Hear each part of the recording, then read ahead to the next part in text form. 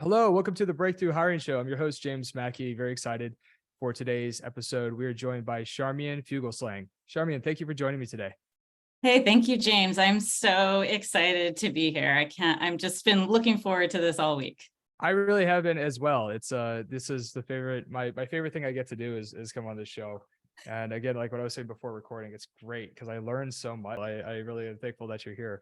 At least one of us knows what's going on, right? But Right. anyways, before we jump into the topics, I wanted to see if you could provide us with a bit of background. Yeah, I would love to. Well, I'm coming to you as the Chief People Officer of nTop. nTop is a startup here in New York City that is around 130 people, and we're designing the next set of design tools for engineers who are solving some of the most complex manufacturing problems in the world, which is super exciting. This is actually my third startup. Before here, I was at Vimeo, which you probably all know is the video text sharing platform. That was an incredible experience. I got to start there when it was about the same size as nTop is today, and we grew to 650 globally in my 6 years there, which was super fun. And prior to that, I was at the ad tech startup AppNexus, which is now Xandr.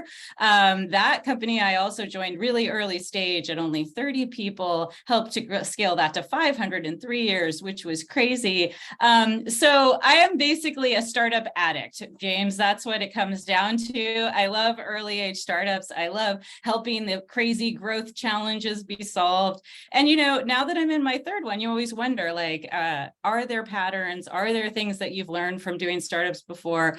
Is it actually easier over time? And I'm happy to say that that's my experience here at nTop. Third time really is a charm. That's great. Yeah, it's I always do wonder that because I feel like just startup scale ups, it's always hard, right, to some extent. But you're right. You've been around long enough. You've seen what works, what doesn't work, consistently optimize. And I'm sure it's never a copy paste, right? But there are fundamental ways to run the business that are going to be, again, fundamental based, regardless of which company you're at. So Well, yeah, because in this last sort of pivot, you want to hear something funny. I actually planned my leaving Vimeo. I gave 9 months notice. I joke, I was kind of birthing my end date. I gave them 9 months notice. And why I did was I wanted to have a really, really I wanted to have a good exit. You know what I mean? If you're an HR person, you hear all about the bad exits of people who didn't do it the right way, but I wanted to have a good exit. My exit date, after all that planning, after making sure they got the next me in place, after they were all set up, everything was transitioned, it was perfectly done. That date happened to be March 12th of 2020. I kid you not. The day that everything shut down from COVID was my last day actually working as an HR leader.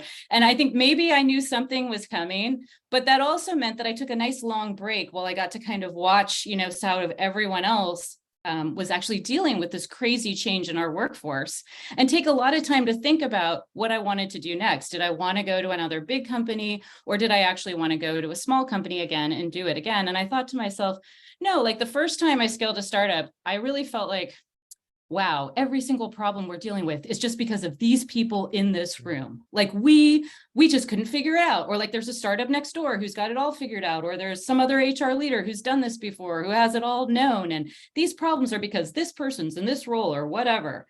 And then I got to Vimeo and I was like, wait, actually, there's just some of the same problems you're going to encounter all the time.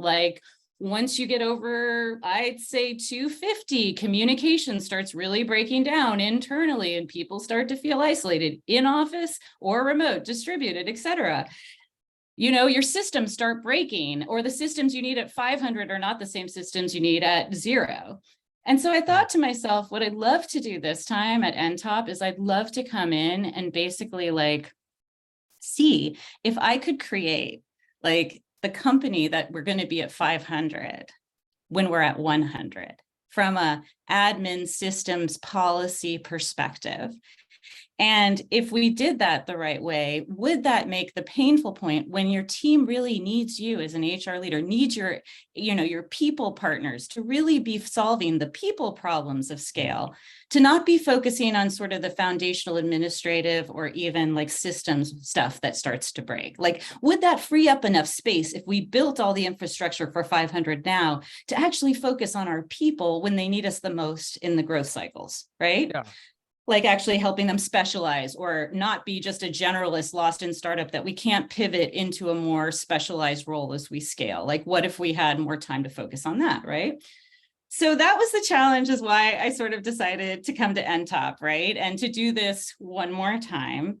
And and I would love to talk to you about some of those things that I've learned today, and which, some of the interesting things that we've noticed and we've done differently. I guess, yeah. Yeah, I love that. I mean, that's some of the biggest lessons learned would be great. We have a lot that we want to talk about on the talent acquisition side, on the people side, HR, and we can cover it. I think we can do this too from the perspective of like, how did you operate this on your first time, right? Scaling, and how are you doing it differently? And then if I have any experiences that I could share that overlap, or if I have questions for you, based on your experience, we could throw that in there too. But just to get us started, one of the insights you shared with me is you've switched from a model where you're only would hire like full lifecycle recruiters to working with a split kind of hybrid sourcer and with a sourcer and then a full desk recruiter. What was why did you decide to add on the sourcing layer? Because I think I want to talk about the value out of sourcing layer, and then what's the proper way to implement it so folks tuning in can learn from this. Yeah. So look, this is going to sound really I mean, it's kind of crazy. I have never, before I've worked at nTop, worked with a sourcer directly. Like, I've just never had a big enough team. When I was at Vimeo, my team was 6 people on the talent acquisition side. And I don't know, a sourcer always was kind of, to us, like a luxury. Oh, big teams, you go to Facebook or Google and you get a sourcer. Like, that only happens when you're like hiring hundreds of people annually. That's when you get sourcers. And so that was my bias and my perspective and what I believed. And, every recruiter I've ever met also always asked me to get a sourcer, I have to say, and would always be like, no, we're not big enough yet, or that time will come, but we're not quite there yet. And what happened at nTop was I hired a recruiter, my full cycle recruiter, because we were starting to build out our go-to-market team. And we started talking about the challenges specifically that nTop was facing from a recruiting perspective. nTop does not have as sexy of a brand name as, like, say, Vimeo. Like, so I was very used to having Vimeo where it's just like you send out Vimeo, people just write back to you right away. They're so excited. Like, we had great brand love out there. So people were really passionate about, like, if we sent out an email, it got picked up immediately. nTop's a little different. We're a very niche software in the 3D printing space, which is a niche market. So it's basically, if someone had touched our product, if like they had touched nTop or knew of it, like they would basically ask us to work for them basically for free. Like, they want to come work for us. They don't even want money. They're just so excited because they understand how exciting our product is.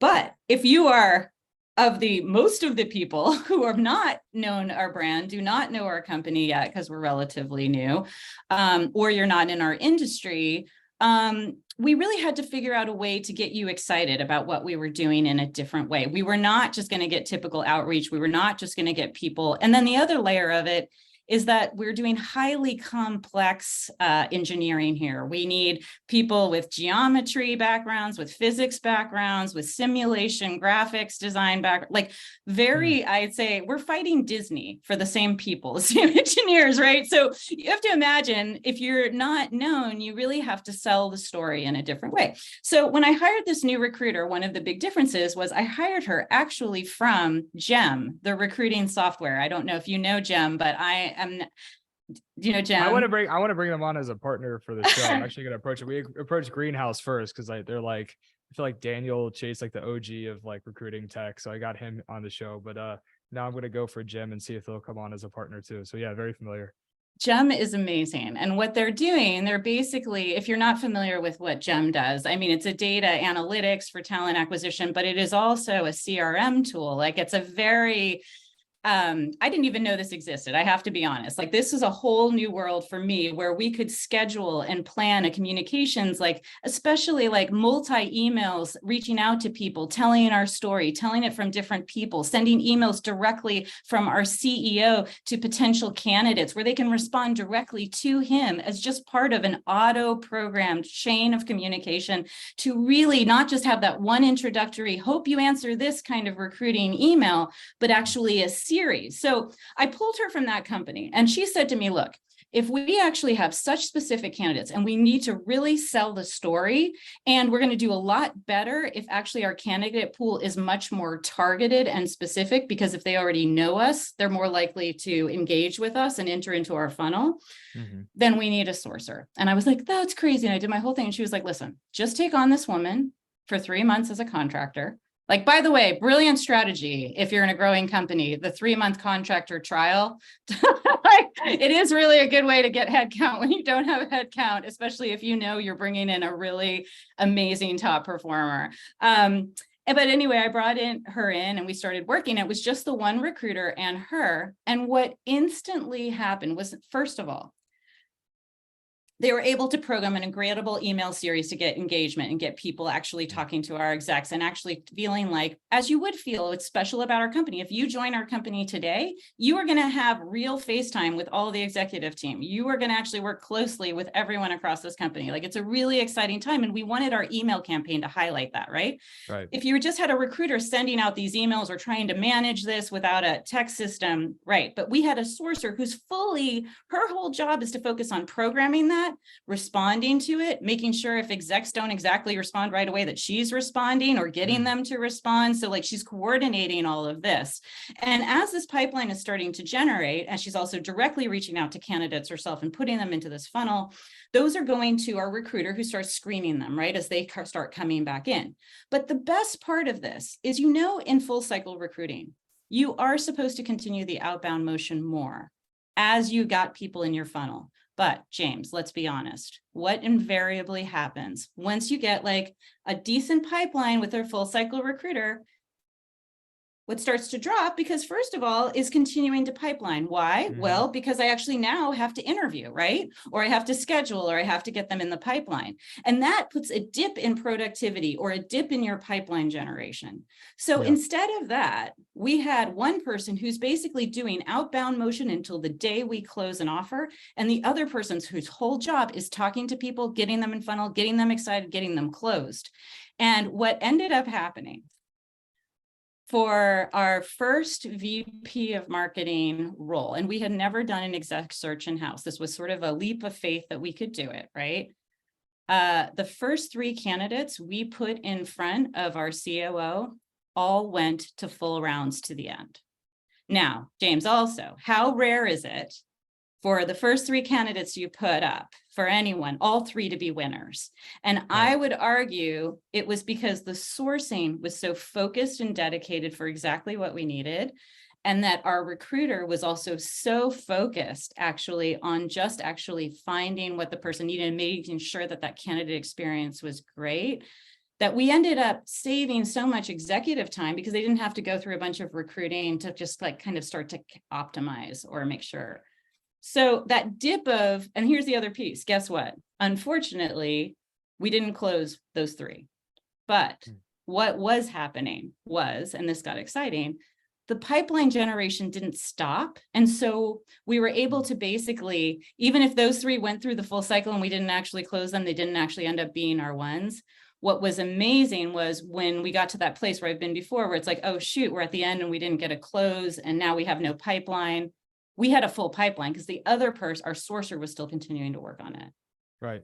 And so I just started to oh, sorry, go ahead. Ask Well, me. I just had a quick question. It was just, and this is more so, I think, related to Jim as well, would just be like, so you're integrating like Jim basically. So it's like almost part of the sourcer's job is really managing Jim, which I'm sure is going to continue to get more robust now with what I'm assuming is more AI functionality, which I know they already leverage AI for some of the workflow automation stuff.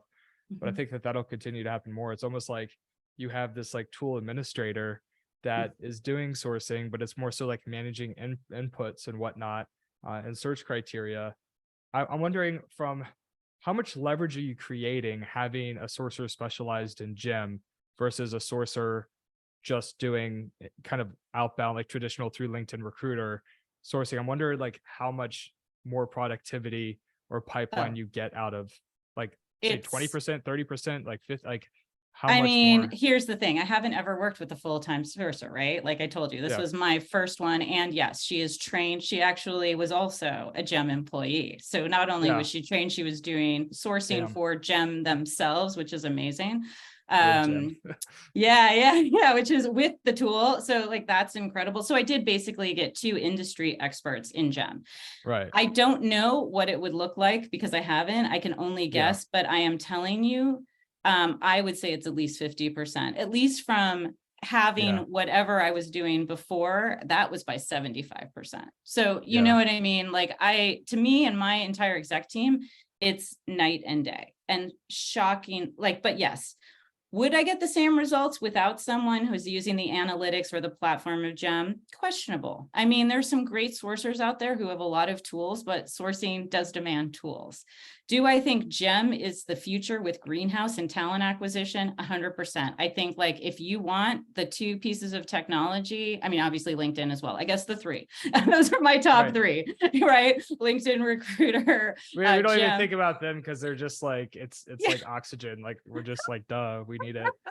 I mean, Right? at Can this you point, we're just even so. recruit without LinkedIn Recruiter? I don't know. No, If you, they're like their pricing keeps going up. I'm like, it's a recession in tech, right? Could you please give us a break? They're like, no, we don't care about, like, you're like, if you don't use us, you're not gonna like have a business. So, and we're just like, yeah. yeah, fair enough. Like we I mean, I nothing you would can do about say this. that when they gave me a 3-year flat rate, I knew that something was going wrong in tech recruiting because that has never ever happened. I They've know. never I've like I like, read up like right before all this like stuff, but yeah, they're yeah. I mean, LinkedIn is. I mean, honestly, I built my whole company on LinkedIn.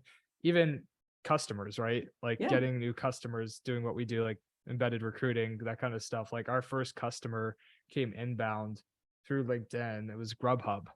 Yeah, Isn't that awesome. nuts? That's Yeah, through LinkedIn. crazy. I didn't know anybody at Grubhub. Like they just reached out because they were hiring in the DC market, and I was living in the DC market at the time. Well, So LinkedIn, actually, it's interesting how much more, I don't know, I'd say respect LinkedIn has generated with the implosion of Twitter. Like it's fascinating for me to see also creators trying to use LinkedIn as a Twitter because they're not quite sure where to bring their thing, which is fascinating to right. me. I actually hope that LinkedIn doesn't kind of ruin its integrity because I actually lately have found it to at least be 100% what it is, no drama. And I find it a very useful and actually great social media platform. Oh yeah, it's great. Well, I think they monitor the content a lot more than a lot of the other Yeah. sites. And I remember it seems like it was getting flooded with garbage like a couple years ago, but I think the algorithms have gotten really good at like pushing quality stuff that's actually value creation for professionals, and they're really Yeah. sticking to their niche. Like they're not going well beyond that. Like every once in a while, like I consider the posts where it's like people are just talking about these like heart throb kind of stories, like just stop it. Like Exactly. I Exactly. and not that they aren't like cute sometimes or whatever, but like can we just keep that on Instagram, please? And No, yeah. Because I mean, I find LinkedIn to be a really valuable source of daily information for me. Like I find great right. articles, great research. In fact, you post incredible stuff all the time. Like I love following James. If you're not, you should be because he posts great stuff. So it's true. Well, thank you. That's again, Yeah. I benefit from having like the best chief people officers on my show, and then I can sound like I know what I'm talking about, which is great. It's like my whole strategy to business. Like I'm just gonna surround myself with a bunch of really, really smart people, and hopefully some of that will rub off of me. We'll see. Just a I little mean, bit. I think that is just great business 101 right there, right? Is Right. surround yourself with great people who know more than you do. I mean, I think Yeah. that is it. Absolutely. But anyways, getting back to sourcing, I think we had at SecureVision, again, like contract better recruiting RPO for the tech industry. Like I actually built out a whole subsidiary in Romania.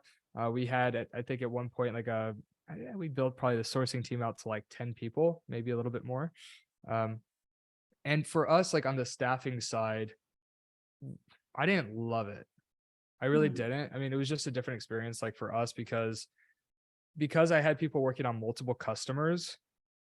our business model has changed now. Like we will have an embedded sourcer, we'll do that. But like when we were in this model where it was like more so traditional agency, we were doing like success fee stuff. That's what I specifically mean. I didn't love it for that on the staffing side, because what would end up happening is like we'd have sourcers working on multiple companies, we'd have full desk recruiters working on multiple companies, and there was like more opportunity for like a disconnect.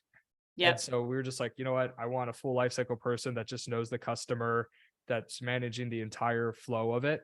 But then like again, like when it's more of an embedded model, like I think it makes a lot more sense if somebody's, I think a sourcer needs to be like full-time and really focused and partnered with like in a pod, I think is another important thing. Like they should be working like with the same recruiter. I know for your team, it's like, I think just one recruiter and one sourcer. So it's like very organized, but I think even at like a higher level of scale, it really needs to be that, or it needs to be focused in like a tech sourcer, or like a product sourcer, or like, because there are areas where it's with, you get more people involved, there's opportunities for disconnects. I think to the extent where you can keep the team like really small. But then it's like the question, that the other issue that we sometimes have with like performance stuff, like you obviously like would have to, the sourcer should be focused on more like funnel metrics opposed to down funnel conversions. Just like an SDR shouldn't necessarily be accountable for revenue. They should be accountable for qualified pipeline. But I'm curious, how do you think about like the performance relationship and the work relationship, quality and performance when it comes to a sourcer recruiter team? Do you have any thoughts there? Yeah, I mean, I think first and foremost, it's like, look, I mean, right now we care about quality of hire, right? I mean, this is the first part. I feel like I need to say something first, which is I've always struggled, like we have so many bespoke jobs, let me put it that way, or very jobs that are very unique, or maybe only 20 people in the world have those specializations. So I'm not the best person to talk about volume metrics and what I think a sourcer should be doing, right? Like, or how many, like, I don't like minimums for recruiters, actually. But look, I'm not a recruiting background, so I might not be the best person to talk about. I am very much grew up on the HR side. But to me, what always I care about as a leader is I care about quality of hire and efficiency. And are we doing things more effectively and better? And are we good partners to our hiring managers? And a lot of these things, yes, are qualitative. And the reason that they are is because I'm still small. Like if I'm hiring 20 to 30 people a year, and it's for jobs that are singular jobs that we've never hired for before, may never hire for again, I don't want to be pushing people to go after some sort of metric. I want my recruiting team to actually care about, like, are we delighting our hiring managers, and are we filling that job at the time that we said we could, right? Like, to me, I treat my recruiting team like I treat like how we have to be for our board of directors, in the sense, I want my team, in fact, my entire team, to tell me how long things are going to take to the best of their knowledge. And then if that's too long, I want them to partner with me to figure out what is a better routine. And then I want us to hit those predictions appropriately and make sure that the outcome a year later is someone who we are putting as meeting expectations from a performance perspective. So I do not right now, and maybe I'm crazy and maybe I'm doing this wrong. I do not demand that they do X amount of this, or it should be this percentage of that, or anything like that. I actually, part of the reason our culture is so, is basically focused on choose how you want to work that's best for you, because we are remote, hybrid, or in person right now in New York City. I also feel that way about my team and about the overall nTop team. I feel like the more we treat and empower our people to set their own goals, to set their own parameters, to tell me what the strategy is, to let them be their own directors of their own projects, basically, and to be basically partnering with me to create our strategy and what great looks like, always means that they do way more than I would have ever asked in a set goal. Yeah. Do you know what I mean? I do. And I think it's like one of the things where companies struggle too with performance and whatnot is, I mean, I am a fan, like at scale, like performance, especially like if you have a team of 20 recruiters, like you have to have like some kind of like, right. But like, I think it's one of the things that they get wrong is you can't just have a flat goal across the org because people are working on different roles. And so performance has to be adjusted. And you have to be really even careful, like even if you know that performance adjusted for like recruiter and product versus recruiter for SDRs, like you have to be careful on what reports are visible to the team, because if somebody sees like this person made 10 hires and this person made 3 hires, it's like even if they know that performance is measured like slightly differently, it can give across the wrong vibes, and you can have like top performers that are actually maybe even working on roles that are even more valuable and creating Yeah. more leverage for the business, like feel like they're not getting, the recognition that they need to. So I think performance can be tricky for recruiting orgs. And there's also like nuance, Mhm. like if the hiring manager just like isn't good, right? If you have a problem employee that's hiring, Mhm. that can really mess up somebody's metrics as well. So there's just a lot of nuance. And so I've always kind of veered like towards your like what you're saying, where it's just like, this is just a massive shit show. Like this would just be my full-time job, trying to like iron out a performance plan, when it's like we could just actually be focused on performing, Mhm. right? Versus like measuring Yeah. all the time. But like I think transparency is like really important. It's like I guess like where I've kind of fallen is like I need visibility into funnel metrics. I don't really look at them unless I know something's wrong. Like Exactly. I'll dial in and I can have like guidelines of like, hey, this is kind of Mhm. like where you should be at. This is time Yep. to fill. This is probably how many candidates are going to Mhm. have to make it past recruiter screening in order to make a hire. Mhm. I don't care if you do it at 30 outbound messages or 500. Just make sure you get me my X amount of candidates and this X amount of days to fill. And I want to know proactively if there's a problem. Don't Mhm. wait 2 months to tell me about something. And that's more the dialogue. And so that's I think like the one of the more effective ways to do it, Mhm. is just like you have to know the metrics of like, how do I know is a role in the green or like Yeah. orange red, Yep. and what steps are managers taking or am I taking Mhm. if something slips into orange or slips into red. Like there are certain some of the metrics I do like is like candidates and process by a certain date. And of course, again, that's Mm. going to look like different, like for an executive search than Mhm. for SDRs. And I get it, but I do look at kind of metrics like that, just to make sure Yeah. stuff's on track. I mean, look, when I was at UpNexus and we had a team, they were not reporting to me. I was on the HR side only then, but we had Right. a team of 40 recruiters. Obviously, I mean, 40 on the recruiting side. They were not all recruiters. There was support, there was research, there was everything. Right. Right. We Right. were also doubling in size year over year. Then yes, those metrics really matter because you as an executive have to have a sense of what's going on and you have to see where you have aberrations.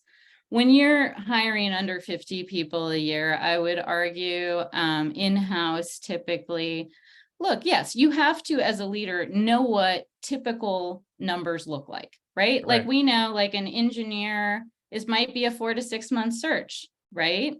For us, especially for specialized engineers, it might even be up to a year for Damn. engineering management sometimes. That's how specialized you are. That's wild.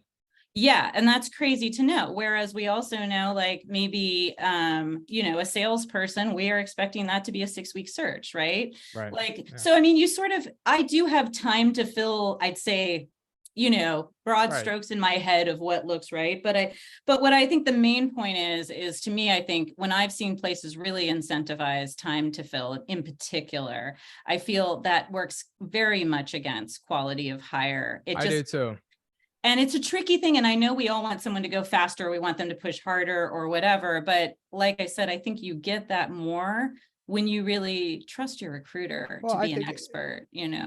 I think that the issue is that like, you get CEOs that are a ton of pressure from the board, right? And there's just this culture of like faster, faster, faster. And there's, that J curve they're looking for, propelling year over year growth. And it's challenging. I think that I don't have a problem pushing for time to feel like speed, but you got to solve for quality before speed. Yep. And like before you're going to push for speed, you have to have a structured hiring process in place end to end, Yep. right? Like every part of the process has to be good, like really solid. And if you don't have that in place, then focusing on time to fill is going to really screw up the company. So I agree with you. I think it's like, it's let's make sure we have like the right training for the hiring managers, making sure to me, it starts with like the blueprint of their roles. Like when you're Mhm. hiring for a leader, do they have enough time to actually hire, depending on, of course, like how many roles that they're going to need to hire for we should know, okay, do they need half of their time? Should half of their time be focused on interviewing? Should it be less? making sure that that's baked into their role and capacity planning, making sure that they understand hiring best practices, that they're partnering properly with the recruiting team. And then from there, do we have the right interview process mapped out, the right interview kits, the right custom questions? Are we aligned on the skill set, what we're looking for? That entire process. When you have all of that ironed out, then you can look at conversion rates and time and stage. Yep. And you can say, okay, well, when we're going into the third round, it's taking 2 weeks to get people through. Like, why? This should take 4 days. What's Yep. going on? And then it's solving for those problems. So but again, it's like you have to do it in the right order. And I think that that's what most companies get wrong with time to fill. It's like, it's not your North Star metric. No, and it should never be. I think you're going to really approach, you're going to feel a lot of pain if it is ultimately in bad hires. Although I would also say what's interesting as you were going through that, and I 100% agree that you really have to have your process tight before you can really measure and it be meaningful at all or give you any valuable insights, is I still think the number one way you avoid a bad hire, hands down, is if the hiring manager doesn't actually know what they want. And I'm seeing this, like, this is the number one thing. Like, if there's anything I would recommend recruiting leaders to push back against, is you all know when a job is mushy, and you all know when they actually don't know what they want, and how much influence you can do, or however you can help dissuade or help a hiring manager better define what they want before that search starts. Yeah. Because that's where we usually, when I've seen things go wrong, it's usually because it starts there. I tell you what, like, I remember I took my first chief people officer role at 100-person SaaS company several years ago. And one of the very first things I did is I completely revamped their approval process to open new roles. And I remember it was very hard. I came in and it was a mess, right? Like, the ATS wasn't, like, they had Greenhouse, but it was set up incorrectly. So the data was already all screwed up, it's harder to fix than it is to start from scratch. And so I had to come in there and basically optimize the entire ATS, rework all their structured hiring, like basically put a bunch of roles on hold because it was just a total shit show. Meanwhile, you have the CEO say we have to hire yesterday. And it's like all this stuff, but we had to slow down and redo the entire like approval process, right? Because I mapped that shit out. It was like, it would take a week or two to open a role, even if it was priority, because it was like a 9-step process of all the things that had to be done, including like how you have to prove the causal relationship between the priorities of the role and the company's North Star metrics. If it's ARR growth, if it's strategic customer success initiatives, if it's product roadmap, I want to know exactly how it's going to have an incredibly high leverage return on helping us achieve those metrics. And if you can't show me that causal relationship, why are you coming to me to open this role? Period. Right. The next thing would be like, the 30, 60, 90-day plan. Job description focused on outcomes, not tasks. Salary requirements. And there's probably a bunch I'm not thinking about, and then it was a 2-step approval process where it had to go through finance first. And then it had to go, for us, it was 100% company. So it went all the way to the CEO to approve a role. And so like a hiring manager would come to us and say, I want to hire 3 software engineers because we're behind. And it's like, well, why are you behind? Well, we need more people. Well, why? Like, what's your capacity? Like, what's the projects? Where's the gap? Like, we'd really start to dive in. And I think that's like where HR becomes like a true business partner. It's like, how well do you understand the board metrics, right? And then how well are you able to evaluate how much, like, if in fact that headcount needs to be open and if there's clarity. And as you said, like, that all happens before a role is opened up, because it's just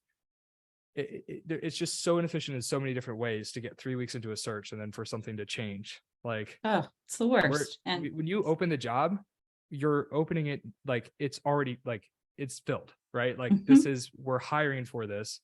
And if you're not even, like, if a hiring manager can't even plan 6 weeks out to know what they need in 6 weeks, like, why are they in their job? And so like, it just goes to show how high leverage like leadership roles are, hiring managers. And that's why you need people that are, of course, really good, because their leverage not only impacts everyone in their department, but when they're working cross-functionally, it can create massive inefficiencies across the entire organization, just having like one bad leader in place. And I think honestly, like, the experience that we have in people leadership should weigh very heavily on like performance of hiring managers. Like, it should be taken into consideration with how performance is kind of measured across like different departments, because it'll just show the massive inefficiencies if there is a problem. Because Yeah. hiring is a team sport. Like everybody has to be on the same page in order to get it done correctly. No, I agree with you. And I mean, I think like, look, it's the kind of thing that you have to understand, or a hiring manager has to be humble that he is actually given this partnership, right? Or she, right, is given this partnership to like, I don't know, you have this team that's dedicated to your problem, right? And working with you. And I think one of the most devastating things, or the worst thing, is a hiring manager that's disengaged or not actively helping the process, or not like canceling interviews or not showing up. Like, as I say, you know, every moment that a candidate engages with us, they're evaluating the company and the culture and how people are treated. And if they are not treated as the most important person to you in every step of the process, you're likely not going to close that person, because that's what they're looking for. They're looking for that company that makes them feel, from that first email, that they were special. And that's why they were called out, to that first HR meeting that the person's excited to, meeting the most important meeting, the HR manager the hiring manager who they will be working with and closely. Like, if a hiring manager is not prioritizing that call, like if they're distracted, taking notes, what else, you know, we will find out about it on Glassdoor and they will be angry. Like, it's basically the answer, right? And so, I mean, I agree with you. I think like candidate experience is critical. Hiring managers really understanding how this has to be the focus of their job while we are hiring. The other thing that I just thought of as you were saying this, my other pet peeve, the one that I hate, is the one when the hiring managers go, yeah, we're hiring an engineer. It can be any level. Oh, do you love that one? Like, why don't you just post a job with all levels? Just say all levels. And you're like, and trying to help them understand how that's not how recruiting works. Like, Oh, but did you hear? Haven't you seen talking about trash posts on LinkedIn? Like some of the trash ones are like, you know, it's don't hire for experience, hire for attitude. I'm like, yeah, I get it. Like a good attitude matters, but like, go see get brain surgery without somebody with experience. Go see how that works. Like, or get on like a plane like without a pilot, without any experience. Like, this is ridiculous. Like, you need to know how much experience that is required for a role, and it turns out experience does matter. well, you know what is Like, interesting, when a lot of people, like, because of course I'm I'm leading people organizations, and everyone wants to know how they can get my job, which I'm telling you, you don't want. No, I'm just kidding. But like that, believe me. like, how do you get my job? And the one thing I say when they're like, well, oh, but I got my master's degree in HR, like, can I get your job tomorrow? Like, people don't really understand the true value of experience. And I would argue the biggest thing that I've learned as a leader that experience gives you is actually not knowing the right answer on how to do something, but knowing what you don't know, and knowing what you need to get other experts in to help you with. And I'm sorry, there is no school where you can learn that. And that, I think, is the hardest thing for some people who are new in their careers to understand, that like, you might think a job is just this because this is what you've been doing, and you think it will be this in 10 years, when in fact it's only a little piece of what this job can be, because you don't know yet what you don't know. You don't know the next step or evolution in that job, in that role. And when you don't know what you don't know, you can make some pretty big mistakes, because you don't know what your blinders are, and you don't know where you need other experts or research or more information to make sure you're making the right decision. Right. You know, it's funny. It's like we recently at my company established a board of advisors. It's not directors because I don't have investors, so they don't actually have voting power over me, which is really nice. Smart. Look at you. Yeah. But I listen to them because they're really, really smart. And so we just stood that up. But it was kind of funny because it's like what you're just saying, pulling in other people. It was just this total realization, like, damn, I'm never going to be out of the recruiting seat. Like, from like, because now I'm like, recruiting the board, and it felt good. I was like, man, I'm pretty good at this. It's been years since I'd been like in an active recruiting role. But it felt really good to get back in there. But anyways, it was just. But wait, can we pause on that for a second? Because I will also say, having been spending the last year and a half recruiting the executive team for nTop that I know, there's something really magical about getting to recruit for like people that you get to help you grow. Like, I mean, I'm sorry, it's different. It's a special thing. Oh my God. I got so like excited about my board because it's just like, they're so cool. they're like all like superheroes to me. Like we have like the first chief HR officer of LinkedIn. He scaled LinkedIn from like 300 to 3,000 people. Amazing. He ran HR for EA as well. Uh-huh. And like just a bunch of like big organizations. He advises like a ton of startups. We have a finance legal guy who raised 70 million from private equity and scaled a SaaS company from like 5 to 30 million. Amazing. We have a guy in my industry who built an incredibly successful business, and a woman who owns one of the fastest growing recurring revenue services companies, scaled from like 1 million to 20 something million in like a year and a half. And it's just like getting to recruit those caliber of folks Mhm. is just incredible, because you're right, like you have to surround yourself with people that have experience. There's no substitute for experience. And so I think it's just so incredibly important to find the experts, because and they have to be the best. Like particularly when you get into leadership, it shouldn't be like we need this type of profile, or let's cast a net of like 100 people. I think honestly, the best executive recruiting that I like, it's like who would be the perfect person for this? Like, Mhm. who is it? Do we know it is in our network? Do we know somebody who knows somebody? Like, who would be like literally ideal? Can we get to 10 candidates that would be like the best, right? Who are Mhm. those? And like the smaller the pool you can get with the higher the conversion, like almost the better. And trying to like hand pick people, because there's just such a big difference between outstanding and great. And it's Mhm. like you can find a lot of people who are competent, but if you can find that person who's just like a little bit better than everybody else, the exponential value creation by just getting the best versus the second best is Mhm. freaking insane. And that's what I love about like recruiting and just like getting in really smart people, because if you can find that great person, it doesn't matter Well, what discipline. It's like business or like even in science or philosophy. If you look at people who've accomplished great things, they usually had a great teacher. it's true. It's But like what with I the would moral also foundation. say, what I'm taking from this is anyone you hire, you should feel as excited about as you feel about these people you just put on your board of advisors, because like Right. that's how it should feel. It should feel like the win, like holy cannoli, like I never thought we would get X person here. This Right. is so exciting. Like that to me that's when you know. The other thing I would also say, and this is coming from the HR side, and I say this a lot, you know, if you hired a great person by day 3. Yeah, it's I'm fast. sorry. It Yeah. is not 2 weeks. It's not a month. It's not even the first 90 days. It's day 3, you know. And I have seen it a million times. And I'm saying, and the other thing I've also learned is if in 6 months you're still asking yourself if you hired the right person, you did not. Also. I couldn't agree more. I think it's like, and this is what's so broken with like old school performance review annual basis stuff, because it's like how Mhm. much damage are you going to let somebody do to your organization and your customers and your employees in that first year? It's I think one of the tools I want to see more technology and data transparency around how people are performing in terms of like onboarding and ramp time. Like Mhm.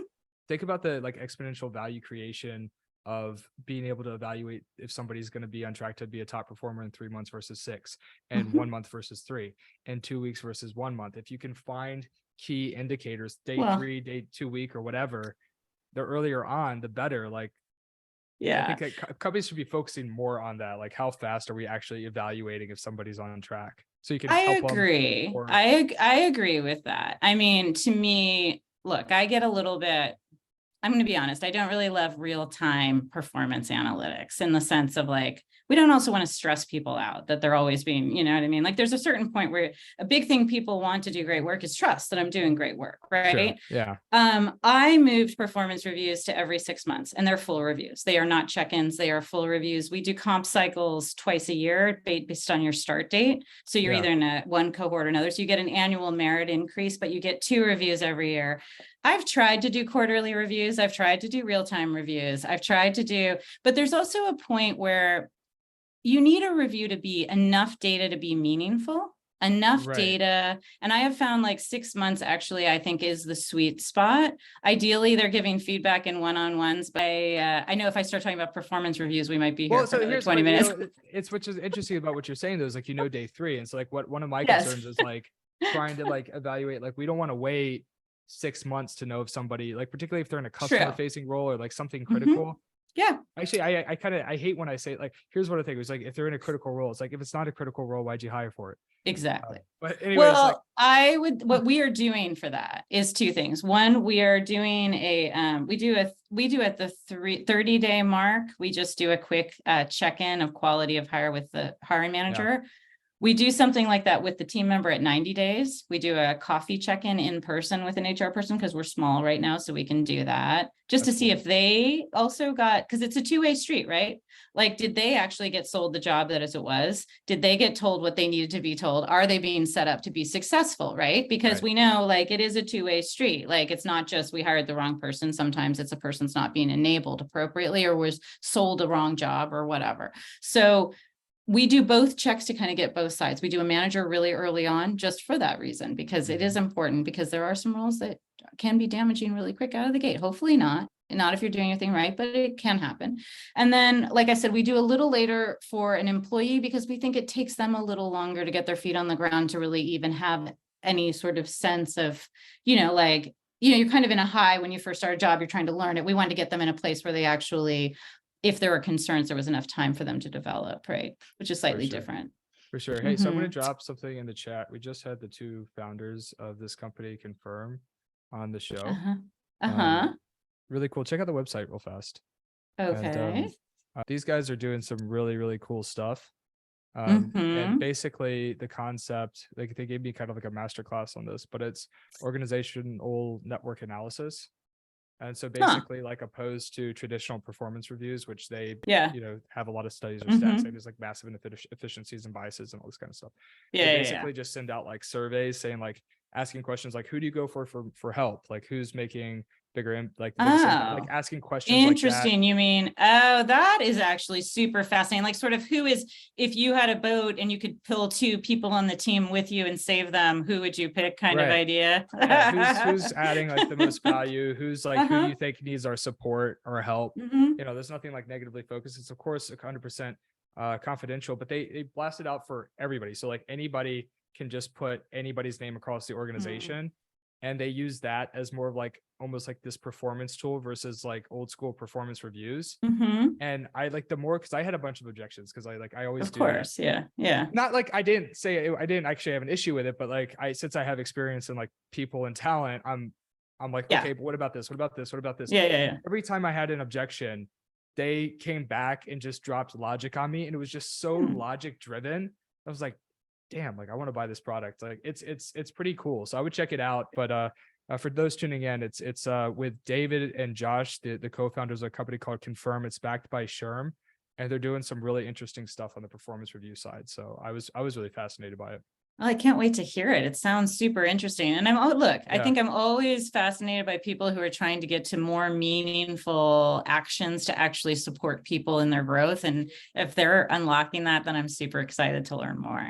Yeah, there's just like some areas in talent where you feel like it's like there hasn't been a ton of progress, or there's just still like, we're almost picking from like the least bad option, opposed to like finding something that we really love, or we feel like is a great solution. I mean, I think, again, it kind of goes back to me about our performance reviews really embodying vulnerable leadership. And what I mean is, I think they actually are incredibly effective with care, emotional intelligence, thought, and actually like connection if they're done right.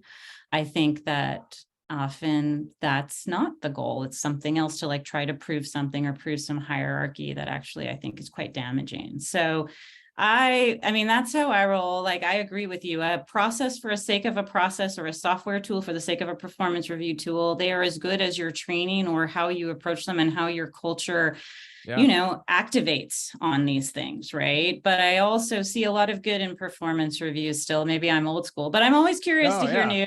I get nervous when you said it was very logical. That actually struck me as skewing probably male, and that made me nervous. So personally, that was my take when you're because well, like I said, we could talk for a long time about this topic, James. Maybe another episode. I think what we could do, I know we gotta jump, but maybe next time we could do something that's more like, we can even get more dialed into, like, I think we did like a lot of really cool like higher level stuff, but we can even get more like dialed into like performance reviews and different aspects too, because I feel like there's a lot of ground we could cover based on your experience. This was a lot of fun, Oh and my I'm gosh, really so much thankful that fun. you came on the show today.